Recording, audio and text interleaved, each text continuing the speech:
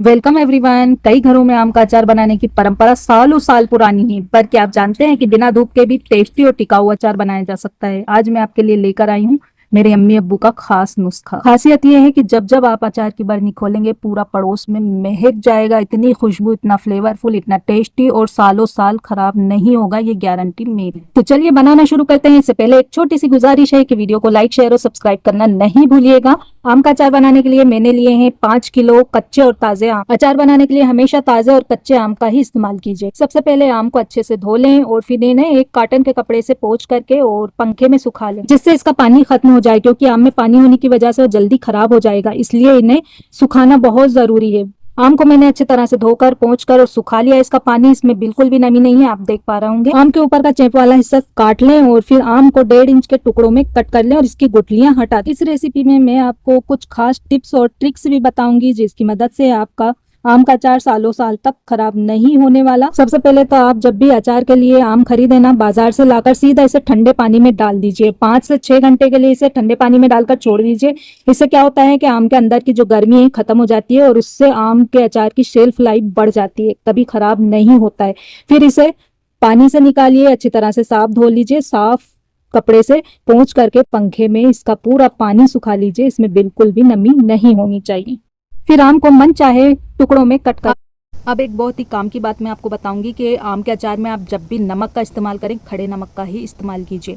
खड़े नमक से आम का अचार गलता नहीं है, सड़ता नहीं है, खराब नहीं होता है। इसकी सेल्फ लाइफ बढ़ जाती है क्योंकि इसमें आयोडीन नहीं होता है। पिसे नमक या पैकेट के नमक में आयोडीन होता है और वो आम के अचार को गला देता है, खराब कर देता है। आम के अचार में नमक कितना डालें ये बहुत इंपॉर्टेंट होता है। तो यहाँ पर 5 किलो आम के हिसाब से हम 500 ग्राम खड़े नमक को कूट लेंगे। आम का अचार डालते समय एक बात का और ध्यान रखें कि जब एक झला पानी गिर जाए उसके बाद ही आप आम का अचार डालेंगे ना, तब भी आम का अचार खराब नहीं होता है। हमारे अम्मी अब्बू अक्सर यही करते हैं कि पानी का एक झला गिर जाता था, इसके बाद ही आम का अचार डालते थे। तो आम की कलियां मैंने कट कर ली है। अब इसमें हम सबसे पहले नमक डालेंगे। तो जो नमक मैंने लिया है ना, इसमें से मैंने आधा नमक हटा दिया है। आधा नमक हम मसाले में मिलाएंगे और आधे नमक अभी हम आम की कटी हुई कलियों में डालेंगे। साथ में हम डाल देंगे 20 ग्राम हल्दी, जो हमने नाप कर ली थी ना। ये दोनों चीज़ें डाल करके आम की कलियों में अच्छी तरह से लगा देंगे।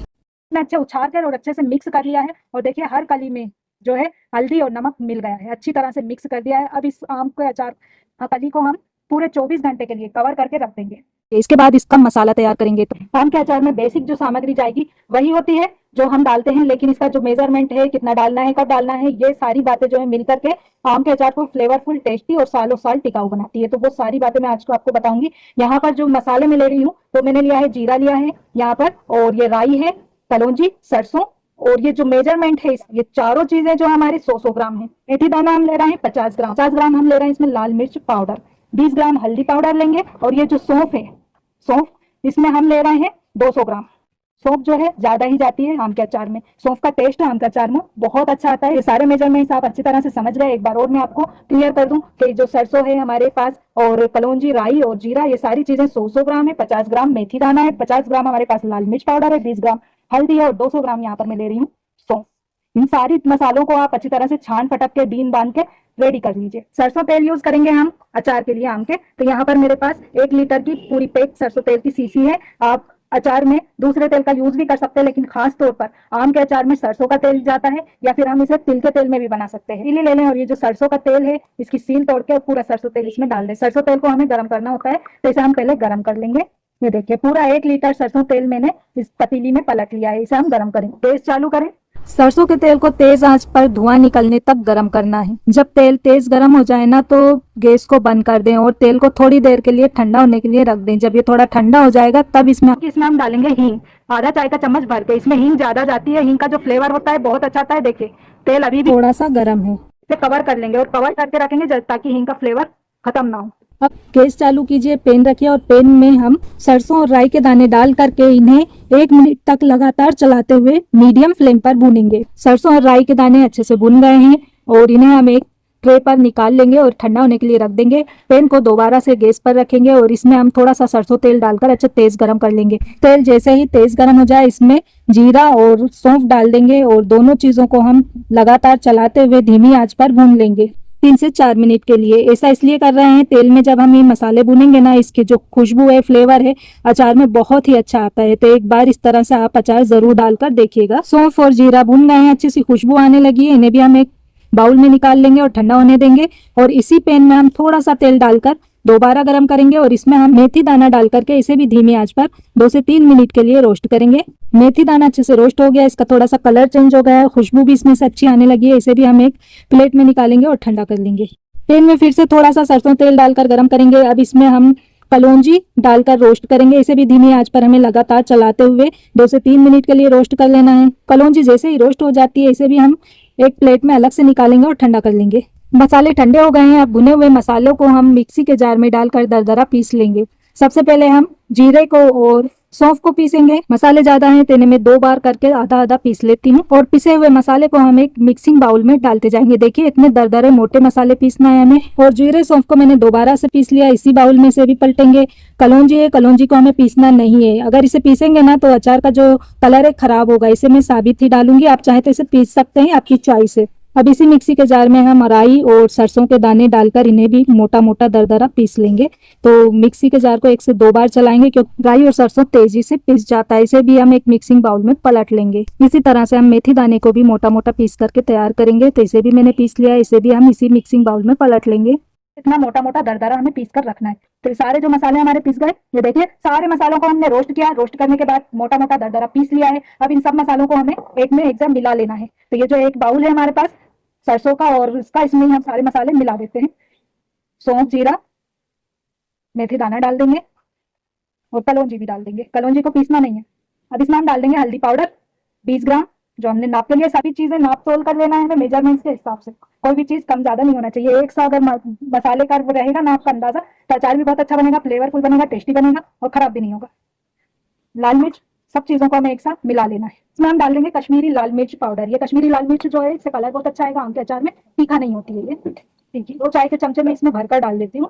ये देखिए, इससे आम का अचार का कलर अच्छा है। तो मसाले हमारे पास ज्यादा है, बर्तन छोटा है, तो ये जो है हम एक बड़े बर्तन में सारे मसाले ऐसे पलट लेंगे और इन्हें अच्छे से मिक्स कर देंगे। साथ में इसमें हम डाल देंगे नमक। जो हमने नमक मिलाया था ना, बताया था मैंने आपको, उससे मैंने हाफ नमक जो है आम के कलियों में डाल दिया था, मिक्स कर दिया था, और आधा नमक हम मसाले में डालकर मिलाएंगे।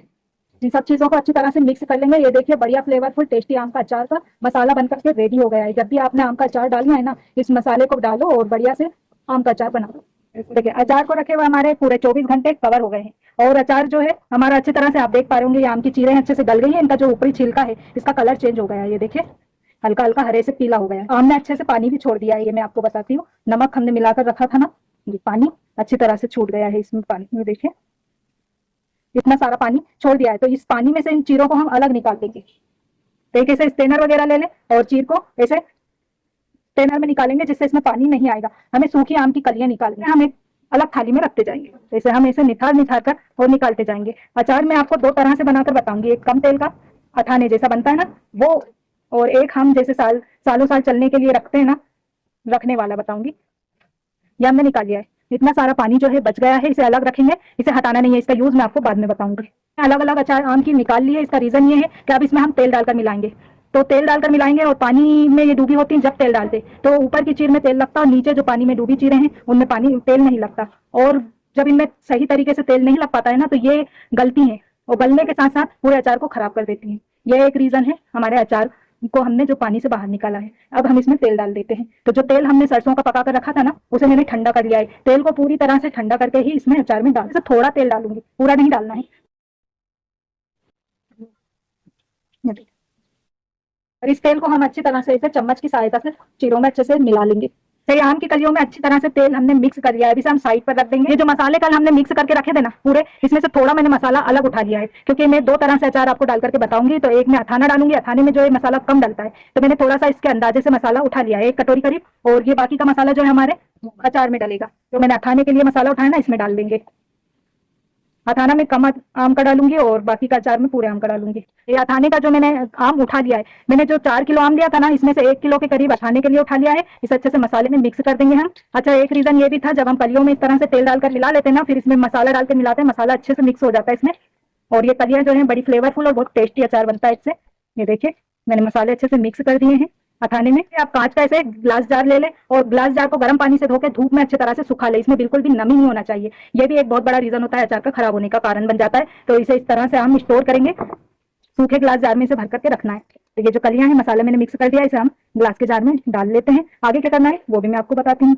अचार को मैंने बरनी में भर लिया है और इसी बाउल में मैंने 150 ग्राम गुड़ क्रम्बर करके डाला है और इसमें अचार का जो बचा हुआ पानी था ना, जो अचार ने छोड़ा था, वो डाल दिया था और इसे अच्छी तरह से मिक्स कर लिया है।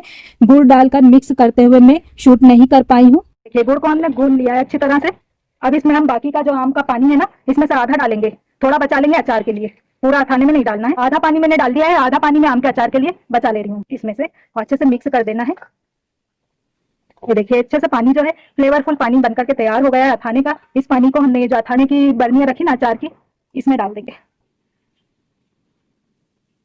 दोनों बर्नियों में मैं आधा आधा पानी डाल देती हूँ। का जो अथाना है कम तेल वाला अचार अथाने का बन करके तैयार हो गया है। इसमें तेल बहुत कम जाता है। इसमें जो हमने कलियों में तेल मिलाया था ना अचार आम की, बस उतना ही तेल जाता है, इसमें तेल नहीं जाता है। और बर्नियों को हम अच्छे से बंद कर देंगे सील, और इसे हम रख देंगे और बीच बीच में इसको हमें इसे हिलाते रहना है जब तक अचार हमारा अच्छे से तैयार ना हो, 5-6 दिन तक ऐसे, ताकि जो इसका मसाला है ऊपर नीचे कलियों में लगता रहेगा और ये बढ़िया से बनकर तैयार हो जाएगा 5 से 6 दिनों के अंदर। और आप इसके बाद इसे आराम से खा सकते हैं, एंजॉय कर सकते हैं। अभी बाकी का जो हमारा आम बचा है ना, आम की कलियां जिसमें हमने तेल मिलाया था, ये जो मसाला मैंने उठाया था अलग से, ये पूरा इसमें डाल देना है और मिक्स कर देना है। पूरा इसमें डालना है, मिक्स करना है। इस तरह से आम का अचार आप डालेंगे ना, सालों साल खराब नहीं होगा, बहुत चलता है। ये जो विधि है, तरीका है, मेरे अम्मी अब्बू का तरीका है और वो हमेशा से अचार आम का इसी तरह से डालते आए हैं और ये आम का अचार कभी भी खराब नहीं होता है। और जब भी आप इस आम के अचार को खाने के लिए निकालेंगे बर्नी से, इतनी खुशबू आती है, इतना फ्लेवरफुल बनता है, इतना टेस्टी बनता है कि इसकी खुशबू पड़ोस तक जाती है। पड़ोसी भी पूछने लगते हैं आज तो आम के अचार की बर्नी खुली है। आम की कलियों में अच्छी तरह से मसाला जो है मिक्स हो गया है और आम के अचार में मसाला ज्यादा ही जाता है क्योंकि बच्चे मसाला ज्यादा पसंद करते हैं चीर की बनिस्बत। आम के अचार का मसाले ज्यादा ना डालो ना, टेस्ट इतना अच्छा खुल के भी नहीं आता है और मसालों से ये इसकी शेल्फ लाइफ बढ़ जाती है। तो इसे हम बर्नी में भर लेंगे। जैसे कि मैंने पहले बताया खाना डालते हुए कि ग्लास जार जो है गर्म पानी से धोना है, इसे धूप में अच्छे से सुखा लेना है, इसमें नमी नहीं होना चाहिए। और अब इससे चम्मच से हम डालेंगे, ग्लास जार में भर के रख लेंगे। फिर इसके बाद आगे का प्रोसीजर, 2 बर्नी में अचार भर करके रख लिया है। अब जो आम का अचार का पानी बचा है ना, ये पानी हम इन बर्नी में डाल देंगे, आधा आधा दोनों बर्नियों में देंगे क्योंकि मसाला फूलता है ना, तो फिर तेल जो है हमारा जब डालते हैं इसमें हम तो कम पड़ जाता है। तेल इतना डालना चाहिए कि अचार जो है हमारा डूबा हुआ होना चाहिए। दोनों बर्नियों में मैंने ये फ्लेवरफुल पानी डाल दिया है और इसे अच्छे से हम इसे हिला लेंगे, बढ़िया से एडजस्ट हो जाए। इसके बाद इसमें हम अब तेल डालेंगे, जो तेल हमने गर्म करके ठंडा करके रखा है ना, आधा तेल डाल देती हूँ। देखिए इतनी खुशबू आ रही है अभी से अचार में से, लग रहा है कि बस खाना शुरू कर दो। बहुत ही टेस्टी अचार बनता है ये। दूसरी बर्नी में भी हम बाकी का बचा तेल डाल देंगे। आम का अचार बनकर के तैयार हो गया है, इन्हें सील कर दीजिए और 4 से 5 दिन के अंदर ये तैयार हो जाता है और इसे आप इंजॉय कर सकते हैं। इस तरह आम का अचार डालेंगे ना, सालों साल खराब नहीं होगा और ना ही गलेगा। अचार बनाते समय जो भी बर्तन इस्तेमाल करें सब सूखे और साफ होना चाहिए। अचार में किसी तरह की नमी गंदगी नहीं होना चाहिए और अचार को आप निकालने के लिए एक छोटे कंटेनर में अलग से निकाल लीजिए और इस्तेमाल कीजिए।